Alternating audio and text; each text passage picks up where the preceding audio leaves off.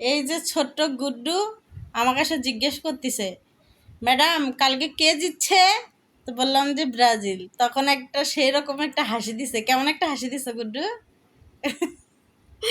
মানে ও Brazil support করে, সেই জন্য আমার কাছে শুনতেছে। কারণ ওরা বাসায় কালকে খেলা দেখতে পারো নাই, অনেক রাত হয়ে গেছে, ঘুমাই গেছো না, ঘুমাই গেছে রাতে, হেললিকে খেলা দেখতে পারে নাই।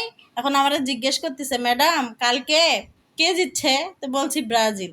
যখন ব্রাজিল বলছি তখন একটা সুন্দর একটা হাসি দিচ্ছে, মাশাল্লাহ। তখন আমাকে আবার জিজ্ঞেস করতেছে, ম্যাডাম আপনি কি দল সাপোর্ট করেন? আমি কি দল সাপোর্ট করি শুনবা? হ্যাঁ, কি দল শুনবা? আমিও তো ব্রাজিল সাপোর্ট করি।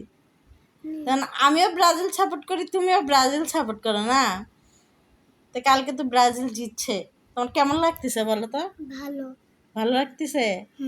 ও, আমারও তো সে ভালো লাগছে। প্রথমে না, ওই যে যাদের সাথে খেলা শুরু হয়েছিল, জাপান, বুঝছো, তারা তো গোল দিয়ে দিছিল। পরে আবার গোল শোধ দিয়ে আবার আরেকটা গোল দিয়ে জিতে গেছে। তারপরে তোমার এখন অনুভূতি কেমন?